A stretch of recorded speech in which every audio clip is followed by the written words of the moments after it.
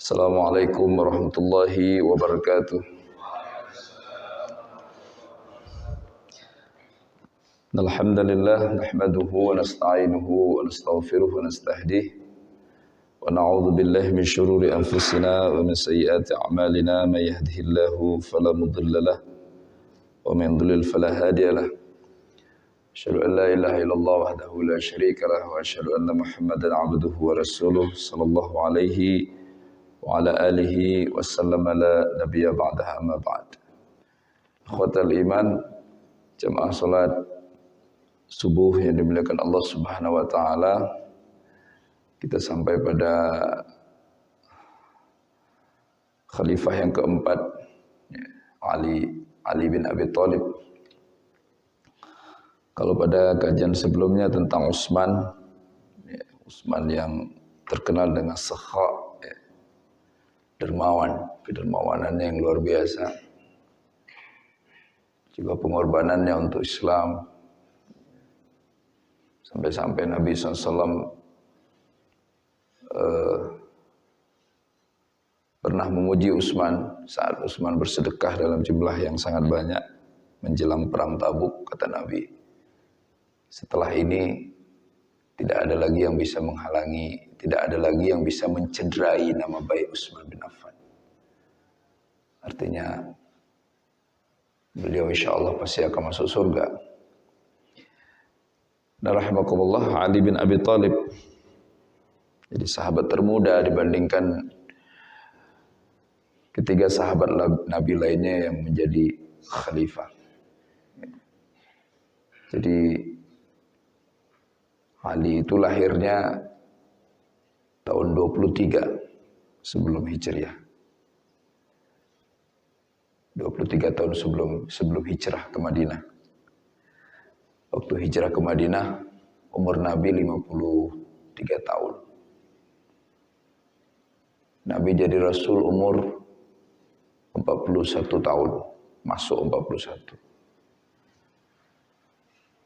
Jadi Ali itu waktu Muhammad sallallahu alaihi wasallam jadi Rasul, beliau berapa tahun? Baru 10 tahun. Ya, baru 10 tahun. Masih kecil. Makanya di pakar sejarah itu mereka enggak sepakat Bapak-bapak. Jadi siapa laki-laki pertama masuk Islam?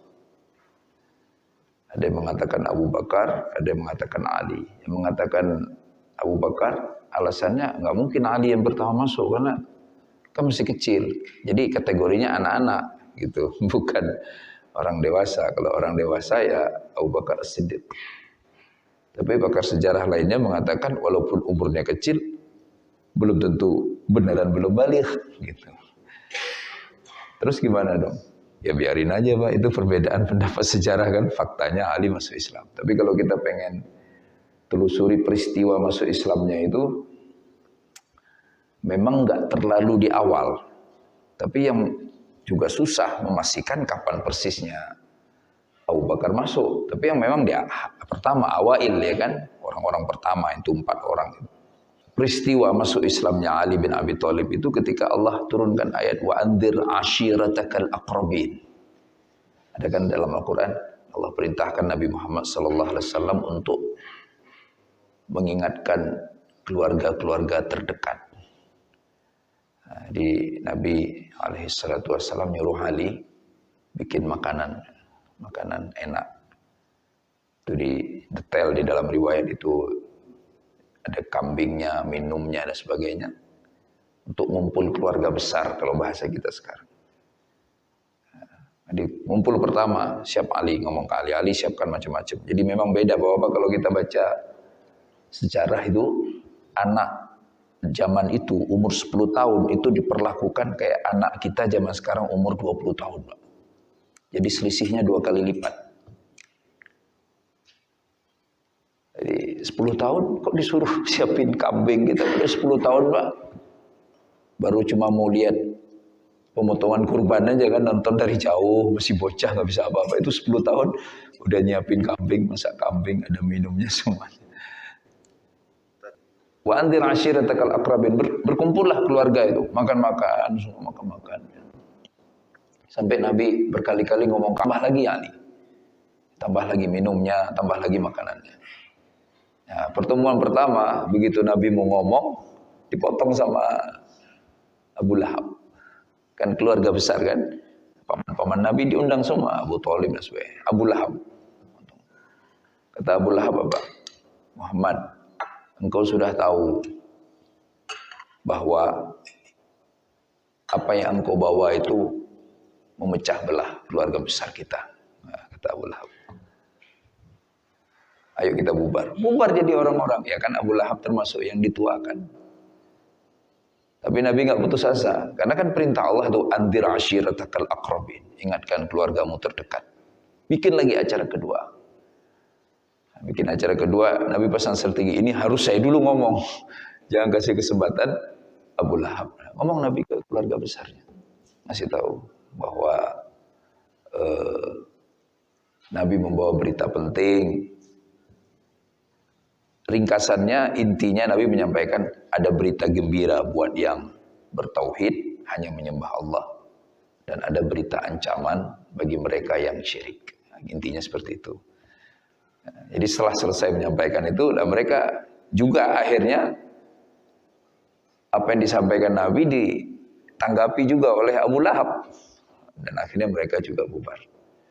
Al-Muhim, rahimakumullah, Rasulullah SAW sudah sampaikan. Dan nggak ada satupun yang mau masuk Islam pada saat itu. Kecuali Ali bin Abi Thalib, rahimakumullah.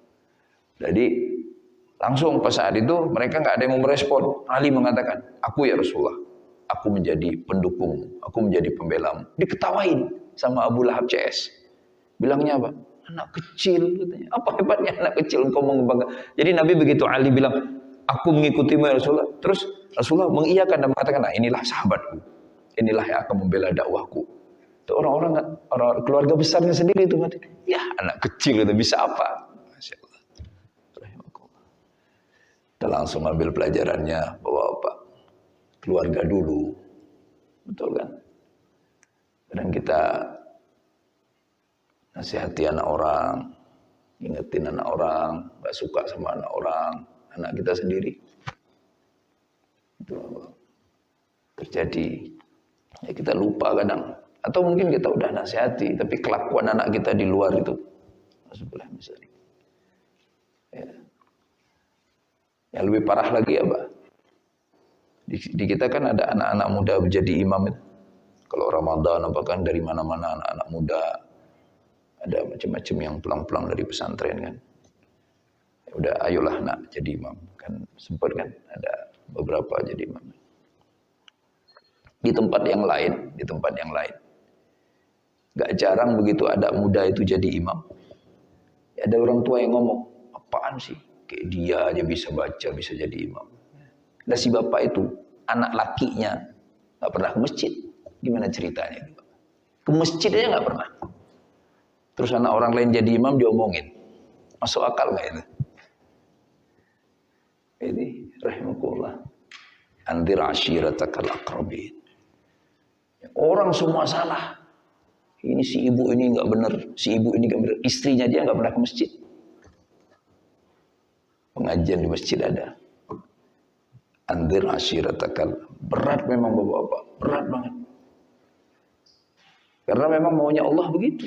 Biar kita nggak lompat pagar. Kalau dalam bahasa pasarnya itu kan lompat pagar. Jadi di rumah kita lupa. Lihat istri kita nggak pengen kita nasihati. Lihat anak kita nggak pengen kita nasihati. Merasa udah aman-aman aja. Udah baik-baik aja. Tapi lihat orang lain. Langsung salah semua. Lihat si fulan salah. Si fulanah salah. Si ini nggak benar. Si ini nggak benar. Maka kita di dalam ilmu akhlak itu menyebutnya dengan istilah khabir fi taqbihil akharin. Apa itu artinya, Pak? Orang tercela itu orang yang pakar dalam mencari dan menemukan kesalahan orang lain. Khabir fi taqbihil akharin. Nah, ini harus kita waspadai. Harusnya kita pakar dalam apa? Menemukan kesalahan. Makanya ada ulama itu mengatakan, janganlah engkau terlalu banyak memantau orang. Kan ada orang kerjanya mantau orang kan. Ke masjid enggak, tapi mantau orang masjid. Sehingga dia buat kesimpulan tentang orang masjid. Ngaji enggak? Mantau siapa aja yang ngaji. Sehingga membuat kesimpulan tentang orang ngaji. Tadarus enggak? Mantau siapa aja yang tadarus. Ulama mengatakan, jangan engkau terlalu banyak mantau orang lain. Kenapa? Nanti engkau lupa aibmu sendiri. Ya kan? Ya kita lihat orang terus, yang kita lihat pasti keburukan orang. Itu yang disebut dengan alladzi yuwaswisu fi sudur. Allah masukkan waswas. Atau betul waswas rahmat. As-sautu al-khafi. Suara yang tersembunyi untuk berbuat maksiat. Termasuk melihat keburukan orang lain. Nah, rahmah antir asyirataka, ini nasihat buat kita semua. Ini bapak-bapak sama sekali bukan berarti kita nggak boleh lagi nasihati orang, bukan gitu. Misalnya ada kita lihat orang mabuk di masjid, Pak. Masa kita diemin aja? Ya enggak. Maksudnya jangan sampai yang dalam pikiran kita yudandin itu orang lain mulu, anak orang, istri orang, orangnya itu lah. Yang yudandin ini orang kita bilangnya berdendang. Bahasa Arabnya yudandin. Yudandin dalam pikiran kita itu berdendang terus. Istri saya ini kenapa begini? Kok nggak pas dia pakai auratnya? Tutup auratnya. Kenapa udah tua begini masih pakai celana pergi-pergi? Bukannya pakai gamis biar nggak membentuk tubuh. Nah, itu pikiran dalam pikiran kita. Kenapa udah tua begini baju masih agak kesempitan? Bukannya dilonggarin sedikit biar nggak membentuk tubuh. Nah, itu harusnya kita dalam dan istri kita begitu pikirannya itu kan. Tapi kalau kita pantau terus orang, salah semua orang. Terus kita lupa anak kita gagal kuliahnya. Anak kita nggak pernah sholat ke masjid. Istri kita belum lancar baca Quran. Akhirnya kita lupa. Kita belajar ini. Peristiwa masuk Islamnya Ali bin Abi Thalib. Wa anzir ashiratakal aqrabin. Luar biasa ayatnya. Aqrabin. Aqrab. Isim tafdil. Artinya yang paling dekat. Keluarga juga luas kan, ada paman, ada bibi, macam-macam. Akrab dulu, yang paling dekat dulu siapa? Ya udah istri berarti. Anak kita tinggal satu rumah dengan kita. Rahimakallah. Nah, maka ada orang beliau diam aja. Beliau nyinggung-nyinggung orang. Tapi Masya Allah, begitu kita datang ke rumahnya, ke keluarganya, cerita keluarga. Si bapak, kalau di rumah jangan coba-coba. Kita belum ngaji, jangan coba-coba. TV masih nyala kalau azan maghrib berkumandang. Jangan coba-coba, tiba-tiba nggak sedekah. Tapi di luaran begitu santuy, senyum-senyum biasa. Di rumah, kenceng rahimakumullah sama keluarganya. Dan akhirnya terlihat. Ya, terlihat karena ketaatan nggak bisa ditutupi. Akhirnya di luar kelihatan baik-baik semua. Kita pikir yang bersangkutan, orang muji begitu, suka begitu kan. Lihat tuh si Pak Haji, Masya Allah. Karena beliau rajin sholat ke masjid, anak istrinya baik semua. Padahal beliau menasihatinya di rumah. Bukan dengan sendirinya baik. Karena menjalankan ayat Allah, wa anzir ashirataka al-aqrabin. Rahimahullah. Ini pelajaran. Berikutnya, yang kedua dari peristiwa ini juga, jangan kecilkan anak kecil. Kadang kecilkan anak kecil, ada anak kecil dianggap Allah apa. Itu Pak di masjid kita ini, misalnya ada anak kecil, berarti ada jamaah yang tak berdosa ikut sholat di sini. Kan belum balik. Orang belum berdosa, masih bersih aslinya. Senakal apapun, dia masih bersih jiwanya. Maka lebih mudah menerima kebenaran. Karena itu idealnya harus dipentingkan anak kecil. Bukan dipentingkan untuk dileluasakan mainnya, tetapi dipentingkan agar mereka mendapatkan perhatian pendidikan agama yang baik. Ya, Al-Huda kan kita ada anak-anak kan. Dari dulu kita ada ngaji, mudah-mudahan ini meningkat terus. Anak-anak kita tambah terus ngajinya. Pada maghrib kedengaran anak-anak ngaji. Kita pengen Pak berisik itu. Jangan ini kita habis maghrib berisik orang ngobrol. Dewasa. Habis subuh berisik orang ngobrol. Dewasa. Kita pengen Pak berisik suara anak ngaji. Itu pengennya. Ya. Dan itu harus diperjuangkan. Ali bin Abi Thalib. Normalnya, kalau yang normal 10 tahun kan belum balik. Kelas berapa itu? 5 ya. 5 SD kan jarang anak balik 5 atau 4. Tapi Ali sudah mengatakan, aku membela Rasulullah SAW. Nah, akhirnya beliau jadi tokoh. Kelas. Nah, kemudian pada masa Nabi Muhammad SAW ya kan masih kecil beliau. Peristiwa yang paling terkenal diungkap di dalam sejarah tentang Ali sebelum hijrah ke kota Madinah itu adalah ketika beliau menjadi fida. Ya, pembela Nabi saat Nabi akan hijrah ke kota Madinah. Jadi tidur di ranjangnya Nabi Shallallahu Alaihi Wasallam. Itu kan ada sejarahnya, rahimakumullah. Nabi kan nanya sebenarnya, ada nggak yang bersedia menggantikanku di tempat ini? Karena orang-orang Quraisynya sudah sepakat. Kita kepung rumah Nabi, semua unsur suku, agar begitu Muhammad terbunuh, keluarga besar Muhammad gak bisa menuntut balas. Karena ada jejak pedang semua perwakilan suku di tubuh Muhammad. Itu target mereka. Nah, begitu Nabi minta siapa yang bersedia menggantikan posisiku di rumahku, Ali. Jadi Nabi tawarkan, dan yang jawab Ali yang berulang kali, aku ya Rasulullah, aku ya Rasulullah, aku ya Rasulullah. Berapa umurnya waktu itu Bapak? Menjelang hijrah berarti umurnya baru menjelang 23 tahun. Masya Allah, masih muda. 23 tahun itu baru tamat S1 kan? Sudah berani mati Pak. Demi Rasulullah Sallallahu Alaihi Wasallam. Saya yakin, seyakin-yakinnya ini kita yang ada di sini nggak siap mati demi Nabi kan? Belum siap kita. Umur kita jauh lebih tua dari Ali bin Abi Thalib. Menunjukkan iman kita masihlah sangat lemah, rahimakumullah. Itu Ali. Nah, terus Nabi akhirnya juga setuju Ali karena Ali selalu bersama Nabi. Sehingga kalau strateginya, kalau mereka masih melihat Ali ada di kota Mekah, maka mereka pasti akan beranggapan Rasulullah belum berhijrah ke Madinah. Jadi selalu bersama Rasulullah Sallallahu Alaihi Wasallam. Untuk anak muda selalu bersama Nabi dan mendapat penghargaan. Makanya di dalam kitab tarikh itu sering disebut awal fida, pembela pertama Rasulullah SAW di dalam Islam. Awal fida ada sebelumnya, sahabat saya lupa namanya, fida juga, tetapi beliau tidak sampai kejadian yang Nabi diisukan dibunuh. Beliau masih muda juga, waktu itu masuk Islam nggak terlalu muda, sekitar belasan tahun, 16 kalau nggak salah umurnya. Itu langsung ngambil pedang, padahal Nabi melarang umat Islam di kota Mekah untuk bawa pedang. Dan beliau datang ke Ka'bah dan mengatakan, siapa yang membunuh Muhammad? Akhirnya ketahuan ternyata itu hoax, bohongan. Akhirnya enggak jadi. Tapi kalau Ali beneran jadi Nabi hijrah, Ali itu Pak baru berangkat hijrah kapan? 3 hari setelah Nabi berangkat. Ada 2 riwayat, sendirian atau membawa ibu-ibu. Ya, jadi diajak itu ada Fatimah, putrinya Rasulullah, ada Fatimah bint Asad, istrinya Abu Thalib. Kan masuk Islam kan sebelum hijrah? Masuk Islam. Abu Thalib tidak masuk Islam, tapi istrinya masuk Islam. Ya, ada 4 orang Fatimah itu yang dikawal oleh Ali bin Abi Thalib untuk hijrah. Tapi riwayat itu ada 2, ada yang mengatakan Ali sendirian, ada lagi yang mengatakan Ali bersama ibu-ibu ini. Ya, hijrah.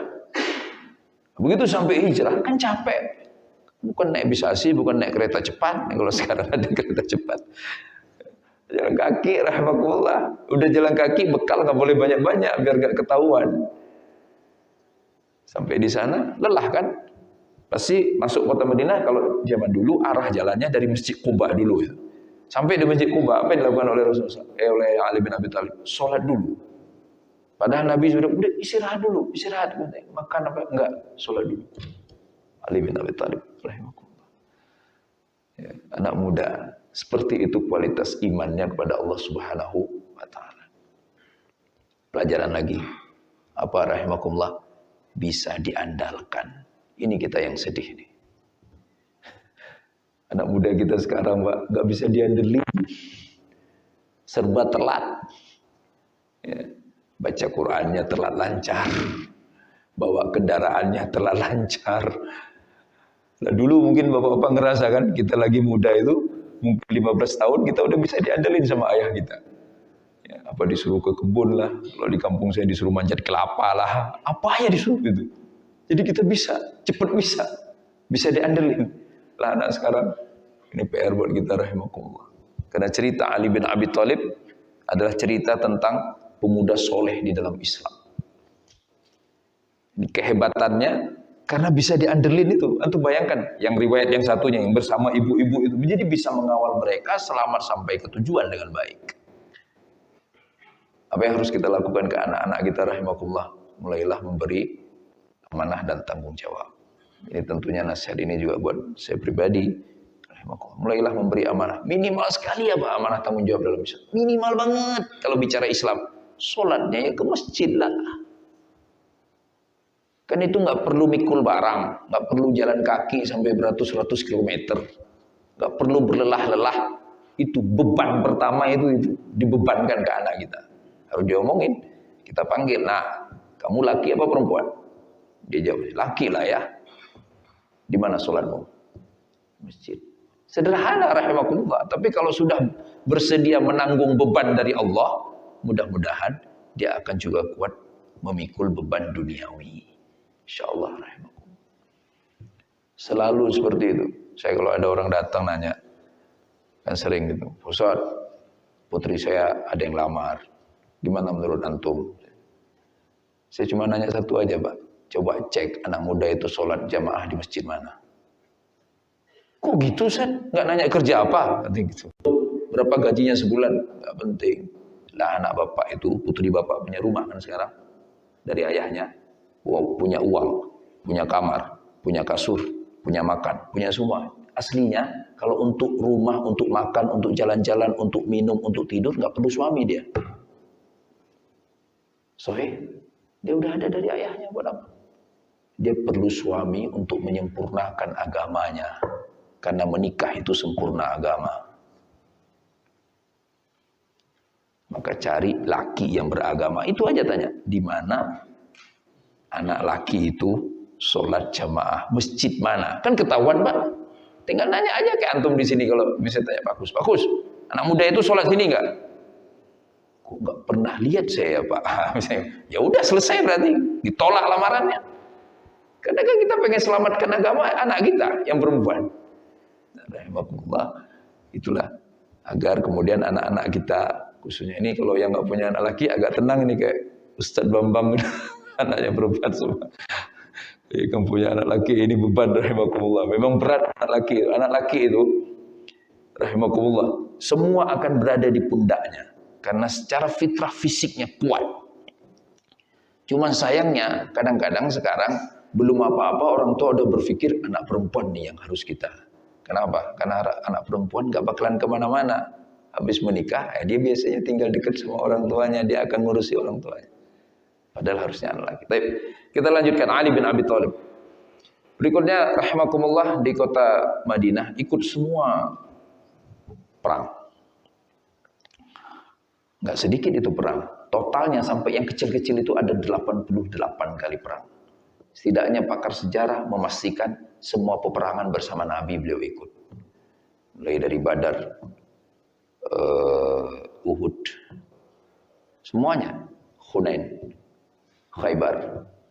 Yang nggak ikut ada sama kayak siapa dulu? Utsman, ya kan? Utsman nggak ikut Badar karena istrinya yang anak Nabi lagi sakit. Kata Nabi, tungguin istrimu. Nggak taunya pas pulang perang Badar istrinya sudah meninggal. Nah kalau Ali bin Abi Thalib yang nggak ikut perang Tabuk, udah perang terakhir itu, udah tahun ke-9 Hijriah. Ya, Tabuk nggak terlalu jauh, Bapak. Ada jalan tol kalau kita itu sekarang. Madain Soleh, pernah dengar Bapak? Madain Soleh, tempat suku kaum apa? Ad ya.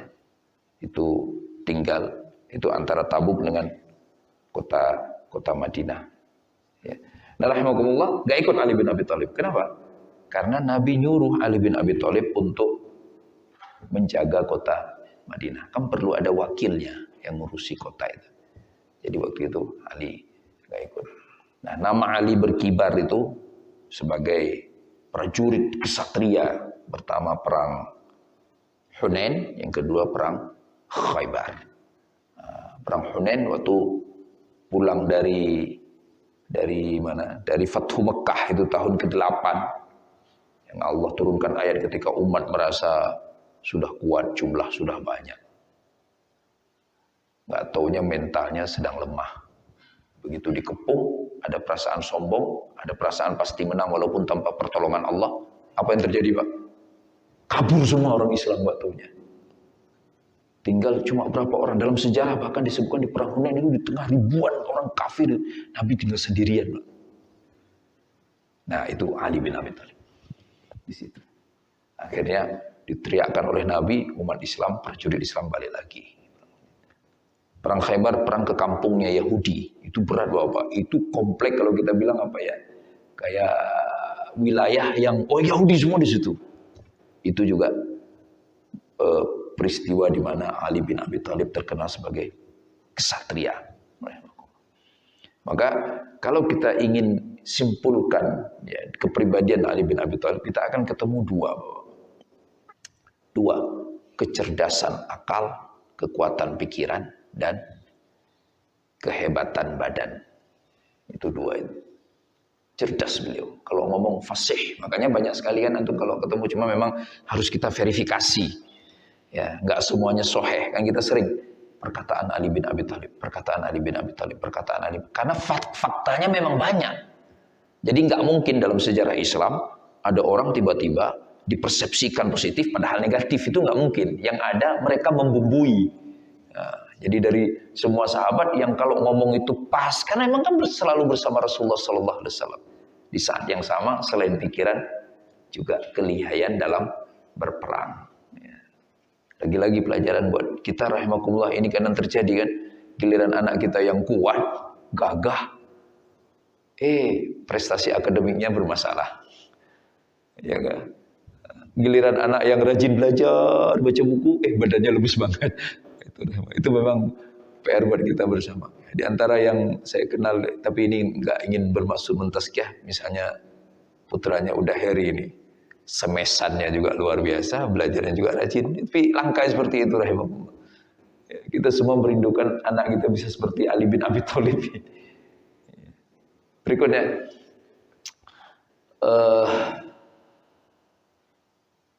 di kota Madinah itu, kemudian, menikah dengan Fatimah. Itu tahun 2 tahun setelah hijrah. Ya, setelah hijrah baru menikah dengan Fatimah.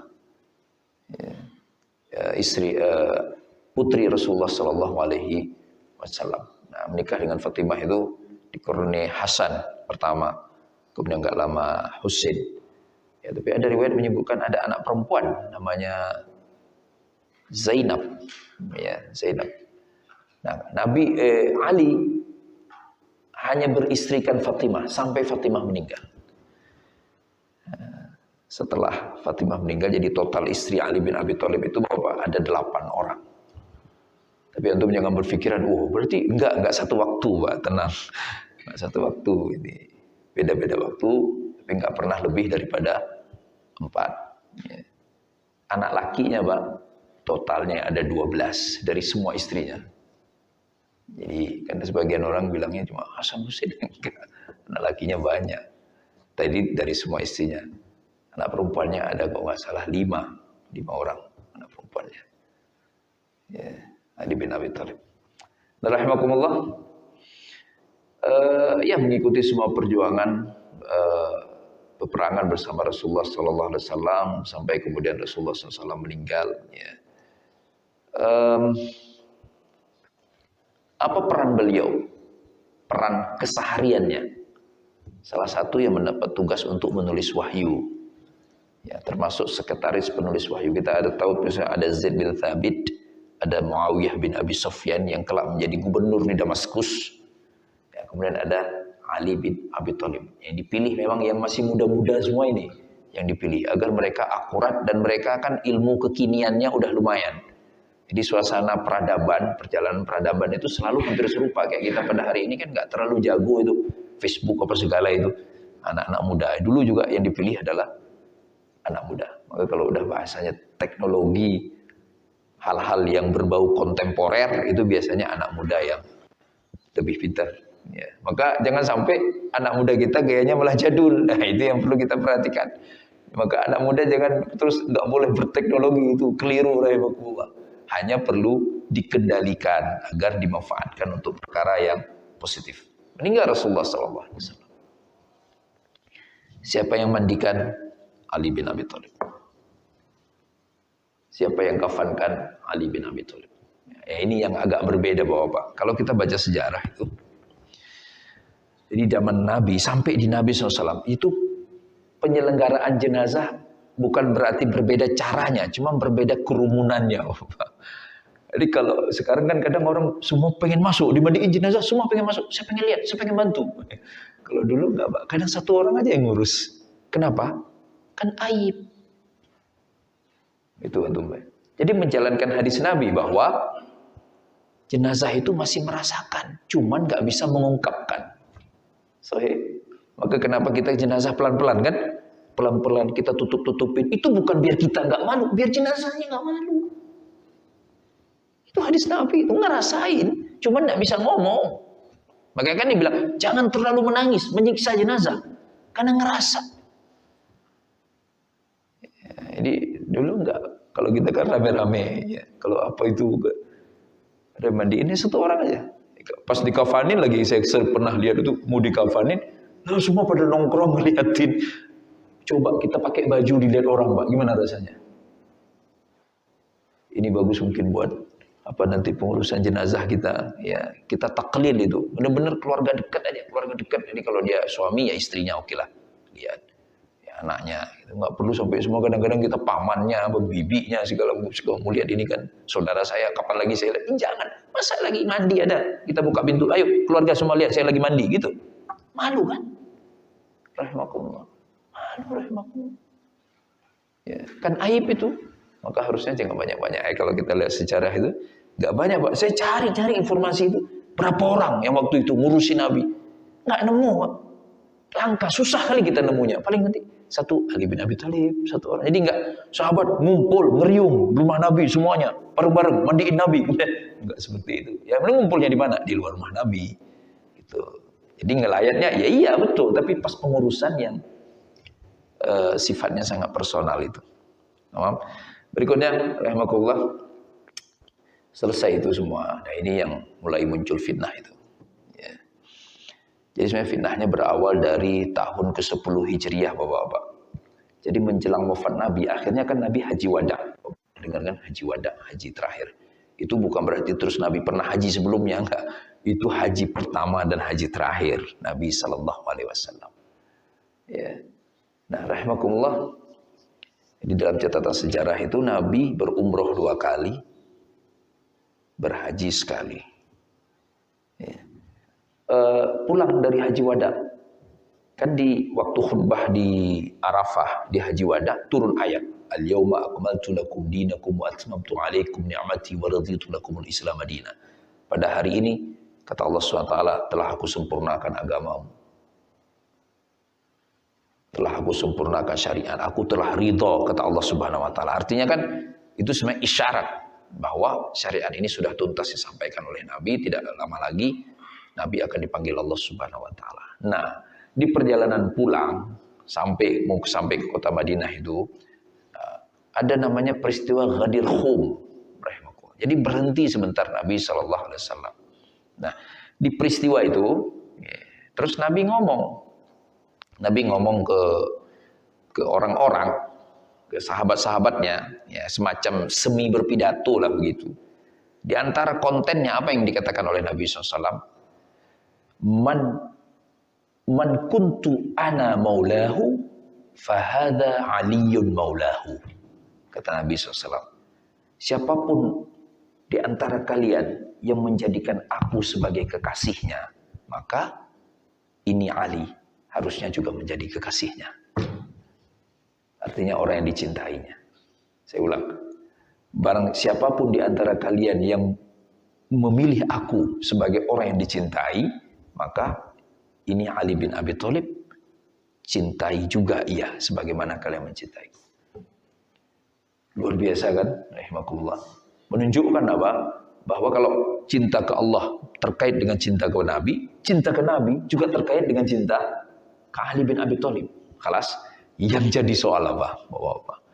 Yang jadi soal oleh sebagian orang pada masa itu Pak, nggak lama setelah Ali jadi khalifah, setelah tahun 40 Hijriah itu, yang hatinya nggak bersih, menangkap pesan ini sebagai pesan apa? Bahwa seharusnya yang jadi khalifah pertama itu adalah Ali bin Abi Thalib, bukan Abu Bakar. Abu Bakar tidak berhak, Utsman tidak berhak, Umar tidak berhak. Yang berhak adalah Ali bin Abi Thalib jadi khalifah. Cuman Ali top. Karena cuman kepada Ali bin Abi Thalib Nabi pernah mengatakan perkataan ini. Masya Allah. Ditambah lagi bumbunya kemudian. Jadi bumbunya banyak sekali. Padahal yang bumbunya itu Nabi nggak pernah mengatakannya. Nah, yang khusus yang ini Pak, yang tadi saya sampaikan riwayat man kuntu ana maulahu fahata aliyun maulahu, nggak ada di dalam riwayat Bukhari, nggak ada di dalam riwayat Muslim. Dua kitab hadis paling sahih di muka bumi, nggak ada. Tapi oleh pakar hadis dia tidak dimasukkan dalam hadis palsu karena memang bukan palsu, cuma riwayatnya lemah. Oke lah, misalnya ada orang mengatakan ya, tapi menurut kami ini riwayatnya kuat, ya nggak masalah karena penentuan hadis lemah atau kuat kan berdasarkan persepsi kita terhadap si perawi kan. Ya, di perawinya kuat hafalannya. Mungkin ada orang lain mengatakan enggak, dia gampang lupa. Ya oke lah, lemah. Tapi itu tidak mengindikasikan bahwa kita boleh menghina Abu Bakar, boleh menghina Umar, boleh menghina Utsman.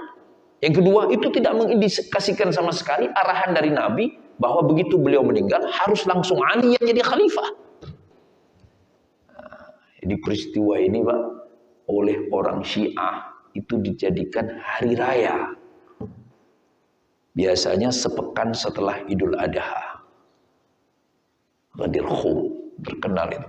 Itu awal mulanya, itu dalil yang paling kuat dipegang. Jadi kalau antum bingung kenapa orang Syiah ini, perkara kita kagum oke-oke aja kan, atau bahasa anak saya ngefans, ya. Ngefans kan boleh, saya ngefans sama Pak Kholik misalnya karena keren rekamannya kan, boleh-boleh aja, nggak masalah, bukan berarti saya memusuhi orang lain kan. Ya. Ngefans aja nggak apa-apa. Ada kan misalnya ada orang kayak pengusaha senangnya sama Abdurrahman bin Auf, duitnya banyak katanya, ya silahkan aja. Tapi nggak boleh menghina sahabat yang lain kan begitu. Tapi orang Syiah nggak begitu. Mereka senang, padahal kan Nabi sama sekali nggak menghina sahabat yang lain. Nabi nggak menjelek-jelekkan sahabat yang lain. Tapi mereka terus menjelek-jelekkan sahabat yang lain. Masya Allah. Jadi ini Bapak-Bapak, awal mula pangkalnya ada di peristiwa ini. Jadi clear sekali. Kalau kita lihat yang pertama, hatta mereka menjadikan ini sebagai dalil, masalah karena lemah. Harusnya ada dalam Bukhari, ada dalam Muslim. Dan riwayatnya lemah, gimana ceritanya? Kelas berikutnya, meninggal Rasulullah tadi sudah diurusi, maka jenazahnya. Pertanyaannya langsung, apakah Ali bin Abi Thalib ikut membaiat Abu Bakar? Nah, Ali ikut membaiat Abu Bakar. Bahkan Abu Bakar itu meminta pendapat Ali, termasuk meminta pendapat Ali ketika akan memerangi orang yang tidak mau bayar zakat. Untuk lihat, itu perbedaannya. Umar nggak setuju kan?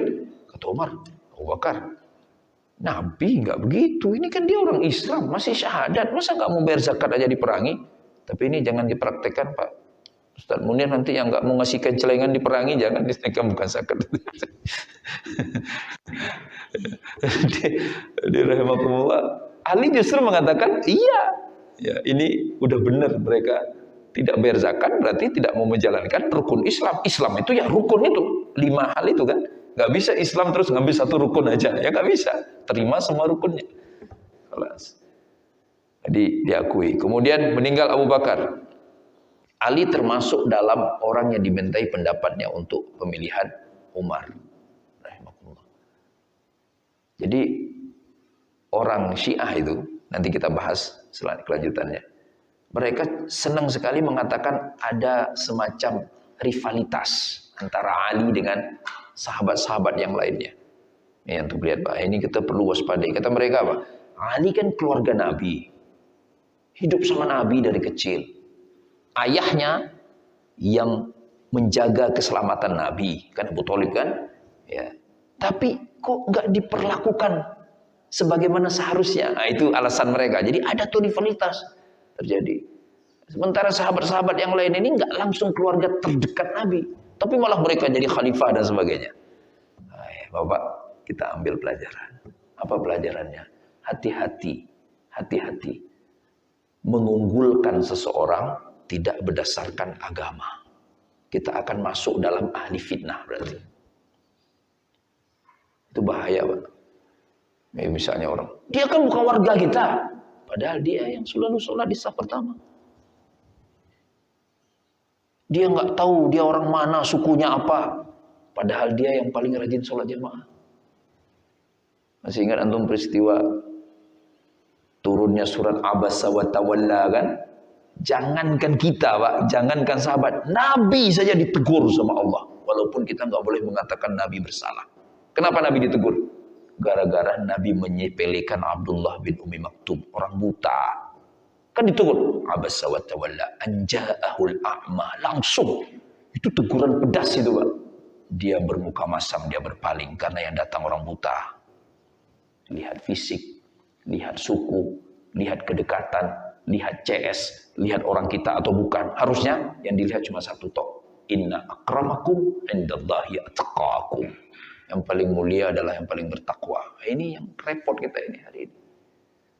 Jadi kalau kita ngurusi sesuatu pertimbangan kita Allah saja, yang kita pilih pasti orang yang paling bertakwa. Udah selesai. Oh, dia sahabat saya sholat berjamaah di masjid. Selesai, udah masalah. Dia baik banget, tapi saya nggak lihat di masjid. Ya semoga dia suatu hari ke masjid. Namun bukan lebih baik daripada orang yang sudah sering ke masjid. Itu minimal indikatornya seperti itu, saudaraku yang dimuliakan Allah. Jadi mudah dalam pikiran kita, sinkron kita dengan apa maunya Allah, apa maunya Rasulullah Sallallahu Alaihi Wasallam kan. Kalau nggak masuk ke ahli fitnah, ini bahkan terjadi kan? Terjadi ini. Sampai tiba-tiba ada omongan apa? Dan itu terjadi. Kalau antum lihat peristiwanya. Sampai sekarang tiba-tiba ada omongan, orang rajin ke masjid belum tentu. Ini ada di saudara kita, punya kapabilitas. Memang beliau belum ke masjid. Mudah-mudahan rajin ke masjid. Kita Tuhan apa? Bisa menentukan orang. Kita bisa membaca rekam jejak. Tok. Kita nggak tahu masa depan, Pak. Yang punya rekam jejak saja berubah. Soalnya orang-orang baik berubah. Yang bunuh Ali bin Abi Thalib. Siapa namanya, Pak? Abdullah Al-Muljam. Orang Najran. Najran itu, kalau antum misalnya peta ini, Pak, Mekah, Madinah itu ke bawah. Selatannya Saudi Arabia. Udah mau ke arah Yaman. Itu banyak pegunungan, banyak kebun-kebun kurma. Siapa dia, Pak? Yang pada ini kan dibunuhnya serem.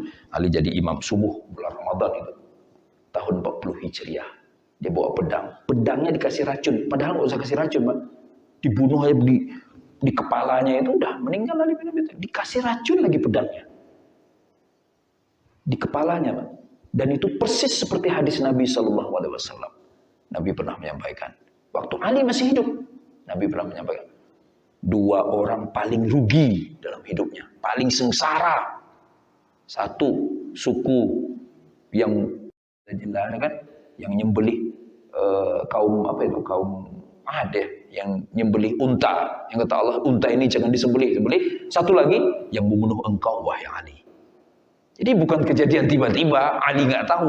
Udah tahu Ali kelak dia meninggalnya sebagaimana yang diceritakan. Nabi cerita apa? Nanti sampai darahmu membasahi jenggotmu. Masya Allah. Persis peristiwanya.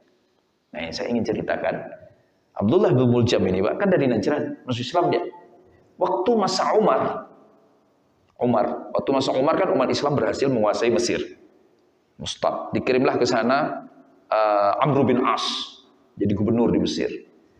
Umar pernah menulis surat kepada Amr bin As. Apa kata Umar? Nanti itu kan ada dekat masjid rumahnya Abdullah bin Muljam. Perluas rumahnya biar dia bisa ngajar ngaji dan fikih. Itu bayangkan. Rumah dekat masjid. Kurang baik apa, Pak? Harusnya. Langsung khalifah berkirim surat, perluas. Itu biar dia bisa ngajar ngaji. Dia karena tercatat dalam sejarah, orang bisa fikih dan sebagainya. Kita bingung, kok tiba-tiba ngebunuh Ali bin Abi Thalib pada akhirnya. Bahkan orang yang punya rekam jejak baik, belum tentu akan benar. Apalagi yang nggak punya rekam jejak. Yang dilihat apa? Kesolehannya. Ya, jadi enggak kayak yang tadi, kita jangan sampai terjebak. Ini banyak Pak, di mana-mana kejadian ini. Umat Islam mau di Aceh, mau di Sumatera Utara, kalau antum suka jalan-jalan, kumpul-kumpul sama organisasi-organisasi Islam itu, enggak ada konflik.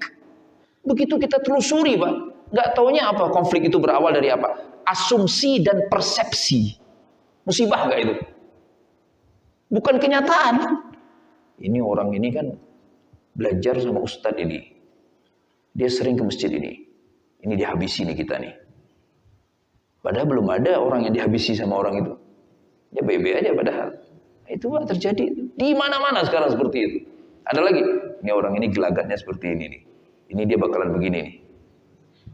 Padahal Allah Azza wa Jalla sampaikan di dalam Al-Qur'anul Karim, wala tukthiru minadh-dhann. Jangan memperbanyak prasangka. Ya orang lihat dohirnya saja. Kata akhirnya dia baik. Dia sholat. Dia istiqamah di jalan Allah. Dia kelihatan takut sama Allah. Maka mudah-mudahan setan takut sama orang itu. Maka janganlah kita menjadi bagian dari setannya. Takut sama orang soleh. Ada orang itu kan? Waspadai. Kenapa? Terlalu rajin sholat jamaah. Itu terjadi Pak sekarang. Musibah nggak itu? Waspadai. Selalu pakai peci. Lagi waspadai. Selalu pakai gamis merah. Pak Kus. Apa yang takut sama Pak Kus? Pak Kus ya. Rahimahullah. Itulah yang kejadiannya zaman dulu. Ini orang Syiah begitu. Padahal Ali bukan terus. Nah, sampai kepada Umar. Sedikit lagi ya Bapak-bapak. Umar. Mereka selalu mengatakan Ali sangat benci kepada Umar. Umar sangat benci kepada Ali. Sekarang kita lihat riwayatnya Pak. Riwayat Sahih. Apa pendapat Umar tentang Ali? Apa kata Umar? Laula Ali lahalaka Umar. Seandainya Ali nggak ada, Umar pasti binasa. Itu yang ngomong Umar. Umar bin Khattab. Sahih riwayatnya. Riwayat yang lain, kata Umar bin Khattab, A'udzu billahi an a'isha fil qaum biduni Ali. Aku berlindung kepada Allah untuk hidup di dalam suatu kaum tanpa Ali. Maknanya apa? Umar ngaku bergantung kepada kecerdasan Ali bin Abi Thalib. Dan itu sahih riwayatnya. Tiba-tiba dituduh Umar membenci Ali bin Abi Thalib, atau sebaliknya Ali bin Abi Thalib membenci Umar bin Khattab. Selanjutnya pada masa Utsman bin Affan tetap menjadi penasehat, tetap mendukung. Bukti yang nggak bisa dibantah oleh siapapun bahwa Ali sayang banget sama Utsman. Tidak sebagaimana yang dituduhkan oleh musuh-musuh Allah. Hasan Hussein, Utsman kan dikepung Pak. Siapa yang kawal Utsman? Hasan dan Hussein. Sampai ketika Utsman terbunuh, dipanggil anaknya, Ali marah besar. Kok bisa? Ngapain aja kalian? Terus Ali sendiri duduk diam di rumah? Enggak. Kan itu orang datang dari mana-mana Pak. Dari Mesir, dari Kufah, dari Basrah, menuntut perbaikan. Kita sudah pernah bahas ini, bahwa apa yang mereka tuntut itu enggak benar kemarin waktu kajian tentang Utsman bin Affan. Pertanyaannya, siapa yang menemani Utsman menghadapi orang-orang yang datang itu? Ali bin Abi Thalib. Karena terkenal dengan kecerdasannya. Jadi Ali yang menegosiasikan. Ya. Terus nego bagaimana sebaiknya, bagaimana dan seterusnya. Itu nggak bisa dibantah. Kalau itu nggak ada perbedaan pendapat bahwa Ali mengutus Hasan dan Husain untuk menjaga nyawa Utsman. Kalau memang Ali benci, ngapain? Ya kan?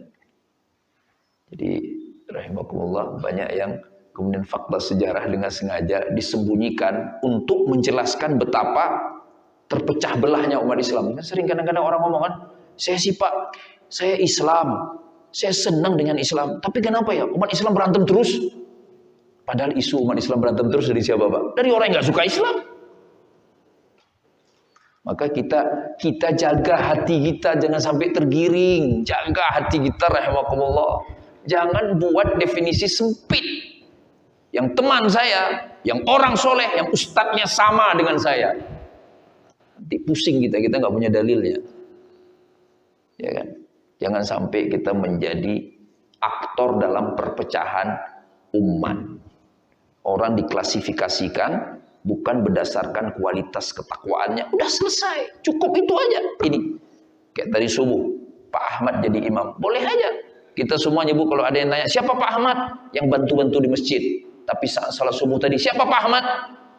Imam masjid, nggak perlu bumbu-bumbu. Imam masjid, tapi dia sebenarnya tugasnya bantu masjid. Nggak usah imam, titik. Nggak usah pakai bumbu derajat sosial orang. Yang lain siapa? Ya terlambat.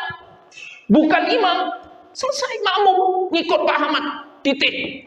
Nggak perlu tambah-tambah ini kan nggak. Dia kan cuma itu aja, kan nggak ada imam yang lain. Bukan, imam Allah yang pilih. Kalau Allah nggak ridho sama Pak Ahmad, bisa Pak Ahmad jadi imam dari subuh? Nggak bakalan. Itu menunjukkan Allah nggak ridha yang lainnya jadi imam tadi subuh. Titik. Ini kita kan buat definisi baru kan tentang orang mulia, orang unggul, orang terhormat. Akhirnya kita terjebak sendiri. Berikutnya, rahimakumullah.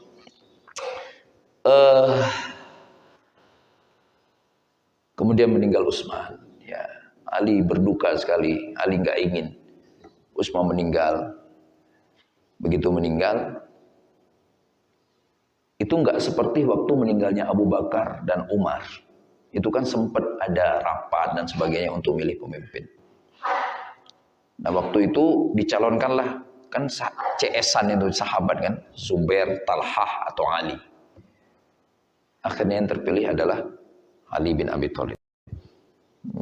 Terpilih Abi Thalib sebagai khalifah.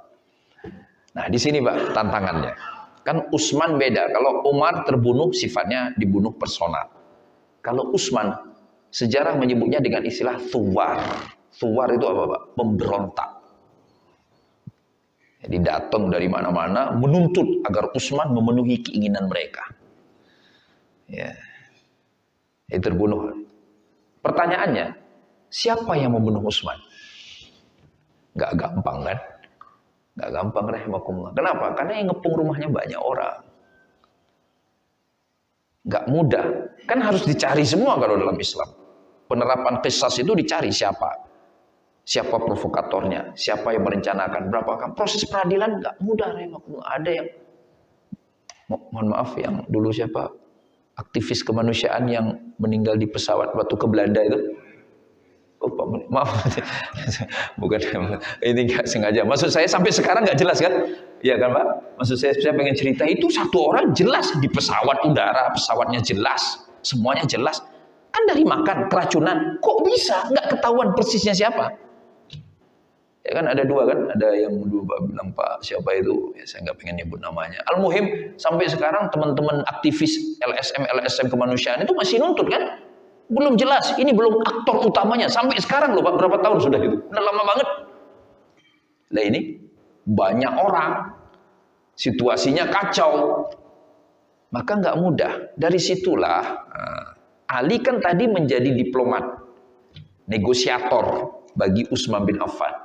Maka Ali bin Abi Thalib sedikit banyak tahu ini masalahnya ada di mana. Beliau ingin menyelesaikan itu dulu waktu jadi khalifah. Ingin menuntut ini masalahnya apa, kenapa mereka bergejolak ini. Ya, beliau ingin mencari masalahnya apa. Nah disinilah berkembang macam-macam isu. Makanya kalau udah ada keributan, udah ada fitnah, kita di dalam Islam selalu diminta untuk menyelamatkan diri. Menyelamatkan diri itu apa? Kabur? Bukan. Jangan buru-buru memvonis. Itu Bapak-Bapak.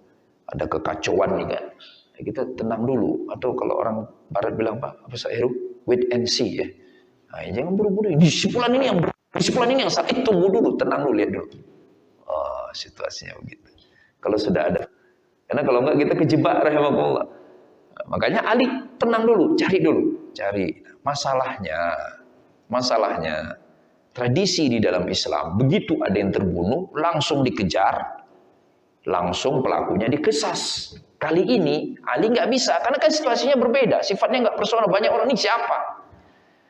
Nyarilah Ali, berusaha menyelesaikan pelan-pelan. Keluarganya Utsman, bukan Utsman meninggal, keluarga besarnya. Di antaranya siapa? Muawiyah bin Abi Sufyan. Nggak senang dengan gaya Ali ini. Dia nggak terima. Loh, kok nggak dikisas dulu? Kata Ali, siapa yang mau dikisas? Siapa orangnya? Nah, itu mulai muncul benih, Pak. Muncul benihnya apa? Ali memihak pemberontak. Itu bayangkan. Kalau Ali memihak pemberontak, ngapain Ali utus anaknya untuk jaga Utsman?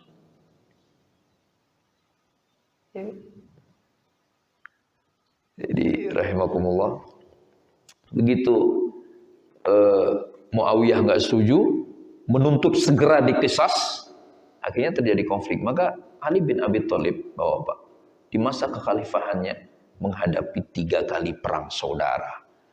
Perang saudara pertama di dalam Islam. Pertama sekali Jamal, perang onta. Yang kedua Siffin. Yang ketiga perang Nahrawan. Pertama dengan siapa perangnya, Pak? Masya Allah. Dengan Talhah, dengan Zubair, dengan Aisyah, istri Nabi. Yang kedua dengan Muawiyah bin Abi Sufyan, salah satu sekretaris penulis wahyu. Waktu itu gubernur di Damaskus. Yang ketiga ini baru enak nih, di Nahrawan. Nahrawan itu daerah dekat Baghdad sekarang. Itu perang dengan orang Khawarij. Nah, yang nanti bunuh Ali, Abdullah bin Muljam, yang tadi saya cerita di dalam sejarah, awalnya dia bisa fikih, bisa hadis, rumahnya diluasin, rumah pinggir masjid. Dia karena gagal mengendalikan iman Islamnya, masuk ke kelompok Khawarij.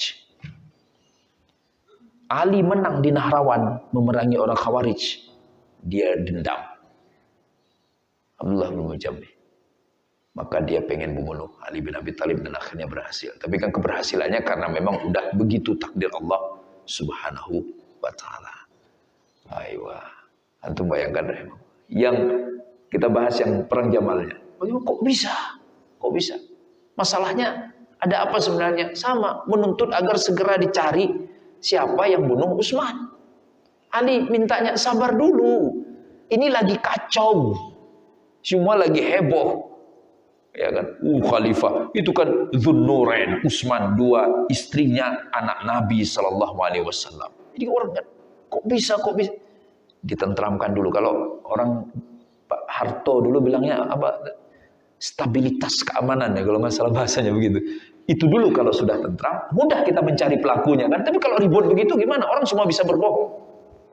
Itu juga sama kasusnya. Nah, tapi maka hati-hati bapak-bapak baca sirah itu, baca tarikh itu. Kalau sumbernya antum baca banyak itu.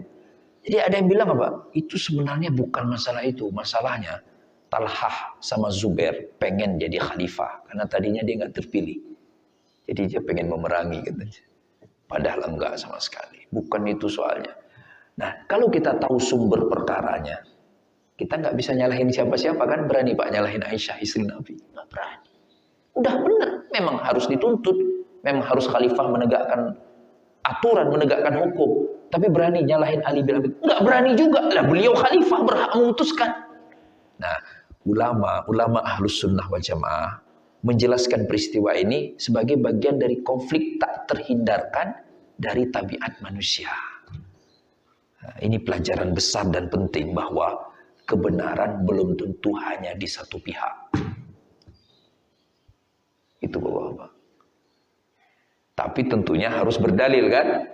Harus berdalil. Jangan juga kita, enggak hanya Anda saja yang benar. Saya juga bisa benar. Kan Ustadz Ali bilang begitu. Lah dia enggak punya dalil. Ya enggak bisa lah. Ini sama-sama punya dalil kan? Qisas. Ada ayat Al-Qur'annya. Mereka minta Ali agar Ali jelas pemimpin berhak untuk memutuskan kapan sesuatu dieksekusi. Seperti itu. Ya. Maka rahimakumullah, itu pula yang kita jaga di masjid kita ini.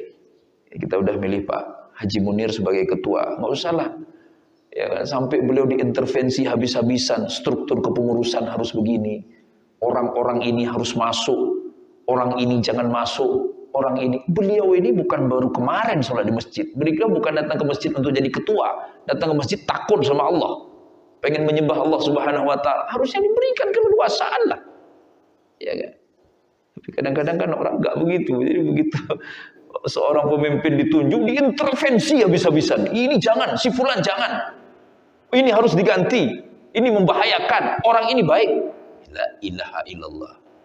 Itulah orang yang sebenarnya pengen jadi ketua tapi nggak ada yang milih. Itulah rahmatullah. Kelas berikutnya. Perang dengan Muawiyah bin Abi Sufyan. Itu juga sama. Muawiyah kan masih keluarga besarnya Utsman bin Affan. Kalau Muawiyah ada masalah lain. Jadi Ali ingin menstabilkan, minta agar Muawiyah. Sementara azl itu apa tuh kalau kita bilangnya kalau sekarang ya? Cuti dari kepemimpinan begitulah. Cuti dulu dari jabatannya sebagai gubernur. Muawiyah bilang siap. Jadi jangan juga kita suuzon sama Muawiyah. Siap, saya cuti. Tapi kata Muawiyah apa? Tolong usut dulu siapa yang bunuh Utsman. Karena apa? Yang Thuwar itu, pemberontak itu berangkat dari arah sana kan. Kufah, Basrah kan ke atasnya Damaskus. Takutnya ada juga orang dari kota Damaskus yang ikut-ikut berangkat. Biar bisa dihukum juga oleh Muawiyah. Karena dia lagi itu masih gubernur. Tapi Ali, lagi-lagi khalifah, merasa nggak begitu. Anda turun dulu, biar tentram dulu, aman dulu suasananya. Tapi Muawiyahnya nggak mau. Rahimahullah. Terjadi juga akhirnya bentrok. Nah, yang bentrok sama Muawiyah inilah awal mula lengsernya Ali bin Abi Thalib dari kekhalifahan. Dan awal mula membesarnya kelompok Syiah. Bagaimana peristiwanya, Pak? Jadi aslinya termasuk tadi sama istri Nabi Aisyah. Itu enggak begitu, cuman mau ada dialog. Tapi lagi-lagi kaum munafik. Mereka senang melihat orang Islam itu berantem, Pak. Akhirnya apa? Diintervensi. Jadi dikabari ke sini, Ali ingin memerangi kalian. Itu kan dari Mekah berangkatnya kan? Yang Aisyah dan sebagainya. Ali ingin maka kalian berangkat. Kok bisa ini? Munafik. Sama yang Muawiyah juga sama. Padahal aslinya rencananya mau dialog, ketemu membahas. Kan jauh itu jaraknya, nggak dekat kan? Nggak taunya diintervensi, Pak. Di tengah jalan. Ya, di rahimakumullah. Ini yang terjadi. Jadi fitnah itu kita harus waspadai betul. Ini yang ngomong siapa? Dari mana sumbernya? Makanya udah yang paling aman itu apa Bapak-bapak? Nahnu nahkumu bid-dhawahir. Itu kalau antum belajar Riyadhus Shalihin, ada itu Pak, bab khusus di mukadimah itu tentang keharusan menilai perkara sesuai dhahir. Bukan membangun asumsi atau persepsi yang berlebihan. Terjebak kita. Dhahirnya apa? Orang itu ke masjid, sholat, khalas. Dia takut Allah. Nggak ada Pak, ada orang bilang, enggak Pak, dia munafik, dia ada maunya. Pak, orang munafik itu, kapan ketahuan munafiknya? Ketika mendohirkan. Pertanyaannya, tokoh paling top munafiknya, berapa lama dia sanggup bertahan? Sebentar. Karena apa definisi munafik? Idhar ma la yubtinun, menampilkan apa yang tidak ada dalam dadanya. Apa isi dadanya? Kufur, nggak suka Allah, nggak suka Nabi. Dohirnya taat, kelihatan kayak orang taat. Berapa lama dia bisa bertahan dalam kepura-puraannya? Nggak lama. Dulu Abdullah bin Ubay bin Salul itu cuma sebentar, rahimakumullah, baru berapa tahun langsung ketahuan. Dan sekarang gimana ceritanya? Ada saudara kita udah berpuluh tahun dia sholat di masjid. Tiba-tiba suatu hari dia harus menerima tuduhan, ini orang yang munafik ini. Innalillahi wa inna ilaihi raji'un. Enggak ada orang kuat selama itu, Pak. Orang munafik sebentar dia langsung ketahuan kemunafikannya. Kelas, kita kembali ke sana. Jadi Abdullah bin Saba namanya. Makanya dalam Syiah itu ada sekte namanya Sabaiyah rahimakumullah. Ya, Abdullah bin Saba lah yang memprovokasi. Jadi terjadi konflik itu antara Ali kemudian dengan Muawiyah, awalnya mau dialog, berubah jadi konflik, berubah jadi perang. Udah pasti dong, kekuatan pusat lebih kuat daripada daerah kan, selalu seperti itu. Akhirnya ada yang mengusulkan, tusukkan mushaf Quran di ujung tombak atau pedang, diangkat tinggi-tinggi, menandakan mari kita bertahkim, peristiwa tahkim, mari kita berunding, mari kita berdamai. Itu dari prajuritnya, dari pasukannya Muawiyah yang dari Damaskus. Harusnya sudah mau menang. Nah, ini yang tuh perhatikan Bapak-bapak. Waktu itu Ali mengatakan jangan berhenti. Bukan berarti bunuhi mereka, tetapi selesaikan peperangan. Mereka harus diadili, harus dicari. Semua saudara mereka tiba-tiba melawan, tiba-tiba ingin bermusuhan. Ada yang bisikkan ke Ali. Siapa yang bisikkan, Pak? Khawarij. Apa kata Khawarij? Kata Khawarij, jangan khalifah. Maafkan mereka. Ali padahal kekeh, ini harus diselesaikan. Jangan khalifah, maafkan. Dimaafin sama Ali akhirnya. Maafin kan? Terjadi peristiwa tahkim. Dalam peristiwa tahkim, Ali kan kalah. Yang tadi ngusulin, yang orang Khawarij itu berbalik jadi memusuhi Ali. Dia bilang apa? Khalifah, kenapa Anda ngalah? Maka hati-hati, Pak. Hati-hati sekali ini. Jadi awalnya kita didorong, ayo. Setelah itu, begitu ada masalah, dia berbalik badan. Bukan hanya berbalik badan kabur, tapi ngomong, lagian sih kenapa Anda maju? Lah tadi dia yang nyuruh. Itu namanya apa, Pak? Apa namanya itu? Habis apa? Cuci tangan, apa namanya? Itu banyak yang kayak gitu. Hati-hati kita dengan yang kayak gitu.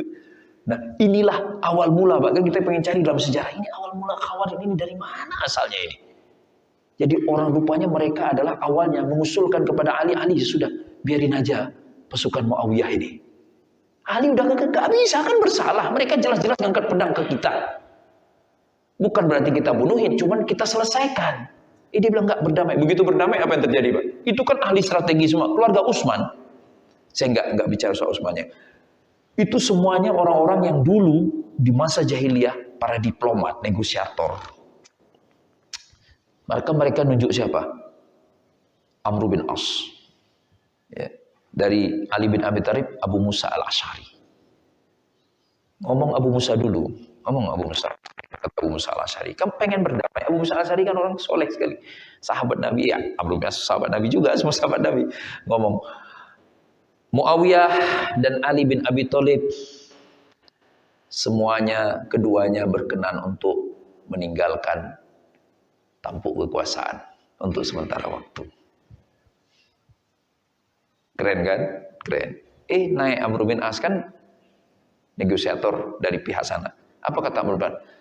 Demikianlah kita sepakati Muawiyah dan Ali bin Abi Thalib sama-sama sudah turun dari tampuk kekuasaan. Maka dengan itu saya mengumumkan Muawiyah menjadi khalifah. Itu melihat, Pak. Sekarang pertanyaannya, berani nggak menghina Amr bin As? Nggak berani kan? Sahabat Nabi loh, Pak. Sahabat Nabi itu dipuja-puji oleh Nabi. Yang menghina sahabat Nabi berarti celaka. Tapi kok bisa? Inilah dinamika kehidupan umat ini yang harus kita pahami dengan baik. Saya pengen cerita ke antum apa? Apakah setelah itu Ali bin Abi Thalib menghabisi Muawiyah? Tidak. Padahal kan pasukannya masih lengkap. Harusnya lanjut aja perang lagi. Mereka curang dalam perjanjian. Tapi enggak. Konsisten. Ya kan? Ini juga kita, Mbak. Kita mau syuro nih, milih pemimpin. Kayak kemarin kan, kita diminta di RT-RT ya. Setiap RT ada calonnya. Ya mau nggak mau kan disuruh tuh RT calon, tulislah kita calon kita si A, calon RT lain si B, RT lain si C. Anehnya apa? Begitu pemimpinnya kepilih dia ada yang menuduh, dia ini dengki pasti karena calonnya nggak kepilih. Lah tadi disuruh milih. Antum lihat Ali bin Abi Thalib, ya udah kita udah sepakat tahkim nih peristiwa pemilihan, perdamaian, perundingan. Hasilnya bagaimana? Ya tunduk sama hasilnya. Ali tunjukkan itu kan, tunduk sama hasilnya. Ya udah. Itulah yang dipraktekkan umat Islam dalam sejarah, Pak. Bertahun-tahun begitu, termasuk kita di mana juga di mana. Di negara-negara yang presiden, sistem pemilihan presiden, kecuali kalau kerajaan udah selesai. Awalnya boleh saja punya calon yang berbeda. Karena memang dipersilahkan kan, mana calonnya. Tapi setelah itu terpilih, ya sudah, berarti itu pemimpin kita selesai. Ya. Rahimahkumullah. Ini yang agak lucu kadang-kadang. Yang lebih parah lagi apa? Tadinya dia menjagokan seorang calon. Begitu calon yang dia jagokan terpilih, dia samperin tuh calon. Tapi Anda jangan begini ya, tapi Anda jangan begini. Dia ngomong ke orang-orang, ini calon yang terpilih ini mengkhawatirkan. Dan tadi dia yang suruh milih. Itu terjadi rahimakumullah. Jadi saudaraku yang dimuliakan Allah SWT, ini bagus sekali ini kajian tentang masa-masa Ali bin Abi Thalib. Karena sudah mulai dipenuhi oleh fitnah. Nah akhirnya, dari sinilah sebagai penutup, muncul dua kelompok. Khawarij dan kemudian Syiah.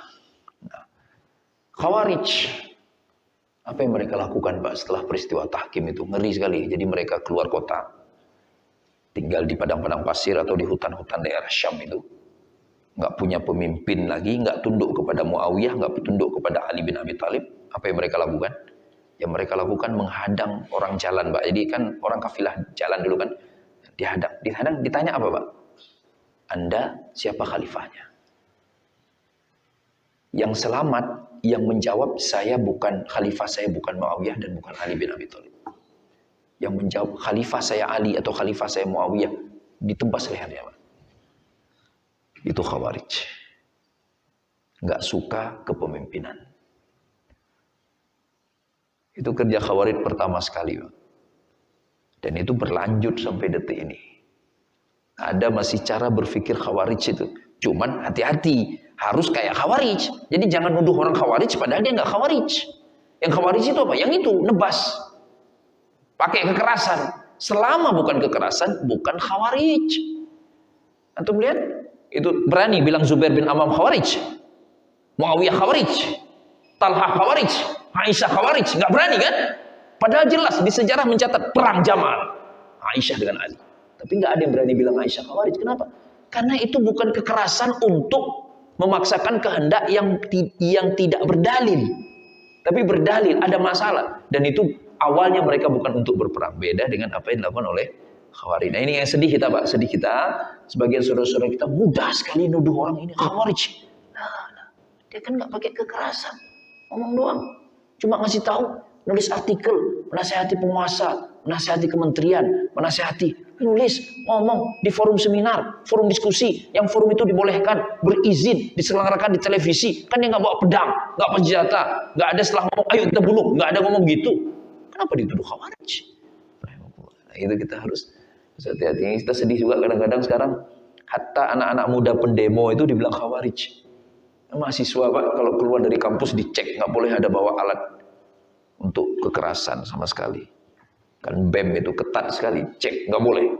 Kemudian nggak ada mereka yang terlibat kepada kekerasan. Jadi hati-hati menuduh, karena kalau dituduh Khawarij, berarti sama dengan menuduh kafir. Menuduh kafir, orang itu nggak kafir, balik ke kitanya, kita jadi kafir. Rahimakumullah. Kelas. Nah, mungkin sampai di sini udah kelamaan sekali, rahimakumullah. Ya, ada dua kelompok, mungkin nanti kapan waktu, tapi kita pengen selesai 10 sahabat ini aja harusnya selesai sebelum Ramadan, tapi kayaknya nggak keburu, masih ada 6 lagi sahabatnya, dan kita ngaji sebulan sekali.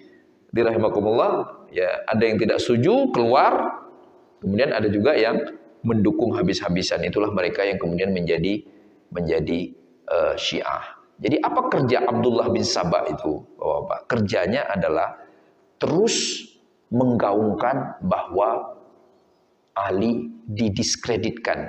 Dalam istilah politik sekarang, playing victim, memposisikan diri sebagai korban. Dulu Ali nggak begitu, Ali nyantai aja. Tapi ini orang munafik ini terus Ali dikorbankan, sahabat lain jahat sama Ali, Abu Bakar jahat, Umar jahat, orang-orang yang hatinya lemah jadi berempati sama Ali bin Abi Thalib. Akhirnya kasihan ya, tega banget, masih keluarga Nabi.